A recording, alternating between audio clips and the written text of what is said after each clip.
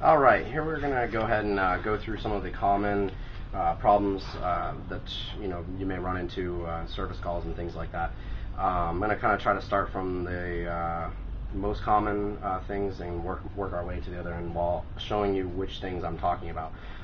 All the pumps come with a manual, but some people that may be new to this will have difficulty finding things, so I'm going to go through all that. So over here we have our basic model pump with a cover off, and we have our premium model, which has the humidistat and temperature probe that you add onto it. Starting with the basic pump, I'm going to try to go through more of the functions. I'll point them out on each. A lot of the things are going to be the same. First, the most common thing that people will call up and say they're having an issue with is pressure. They'll say they don't have any pressure. So the things you're going to look for is first and foremost is your pressure regulator, is this knob right here. Okay, this increases and decreases as you turn it tighter down. This is going to increase your pressure, and if I had this on, you'd see the pressure gauge go up. If I loosened it, it's going to make the pressure gauge go down. This pump is capable of 1500 psi. So if you have a really long run of line, you can go ahead and increase your pump head up to 1300 to give you that extra few hundred psi, so that at the end you're getting 1000. Other than that, you really only need to run them at about 1000 psi. The atomization is virtually very, very close to the same at 1500 versus 1000. Going through some of the basics of what the pump is this is our pressure switch. This senses if there's water pressure coming in. This is your inlet solenoid, which starts and stops the flow of water into the pump head.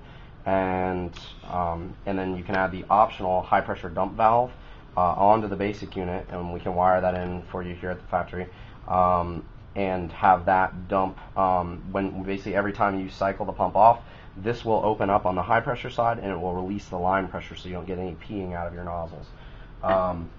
So we've got your regulator. That's the first and foremost. They come factory set, but you also have an adjustment screw down here that you can raise this up higher and then allow you to turn this down more.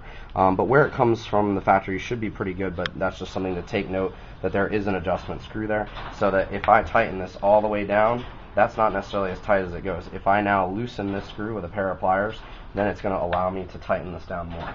Alright, another symptom of a loss in pressure is our inlet water pressure. All of our filter housings come with an outlet pressure meter that will start and stop the flow of, will tell you the flow of pressure that you have coming into it.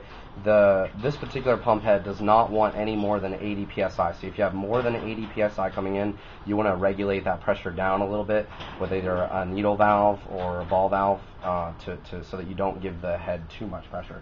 But you want to make sure you have that inlet water pressure. So as long as you have one of our new filter housings, that makes it real easy. You just call the customer, or the customer calls you with the problem. That's like one of the first things you want them to check. If there's not enough pressure, then if you did the install, then you obviously know that what the pressure was at the beginning. Make sure the filters aren't dirty. May need to have the filters changed. There could also be air inside your pump head. If there's air inside the pump head, you'll kind of hear it making a strange noise. What you want to do is you want to disconnect the outlet tube out of here and go ahead and turn the pump on for a second. Let it, about 30 seconds, and let it purge, any of the air that might be in there out.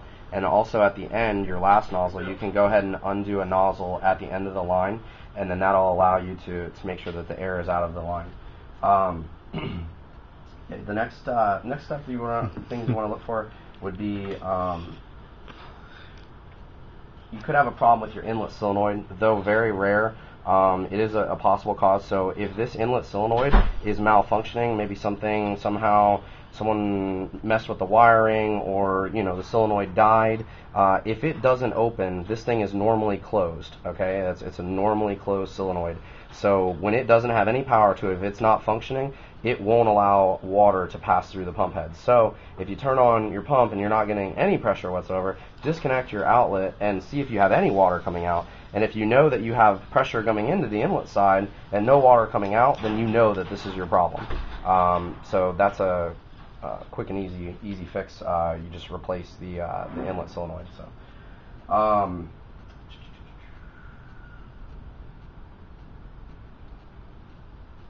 bouncing PSI gauge, if you ever get a pump that's real vibrational or the pressure gauge is jumping up and down, that can indicate one of two things. It can either be air bubbles on your inlet side, or it's a problem with your valves. Okay, so once again, make sure that all of your push connect fittings are seated nice and good, and make sure that that you're not getting air that way. Or if you didn't bleed your filters, as we talked about in some of the other videos, before you start the pump up, you plug in your filters.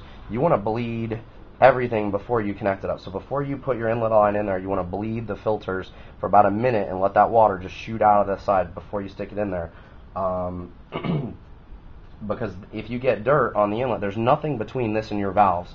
So what you'll do two things is, one, you'll mess up your pressure gauge, because if dirt comes into this pressure switch, if it comes in, dirt gets in the pressure switch, then it won't do what it's supposed to do, and it will think that you always have water pressure even when you don't have pressure, and I'll show you that here in a second.